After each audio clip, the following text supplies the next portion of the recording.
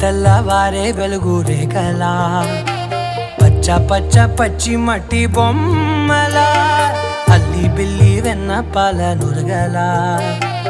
అచ్చ తెలుగు ఇంటి పూల కొమ్మలా దేవదేవుడే పంపగా ఇలా దేవతే మా ఇంట అడుగే పెట్టెనంట బ్రహ్మ కళ్ళలో కాంతులే మా అమ్మలా మా కోసం మళ్ళీ లాలి పాడేనంట.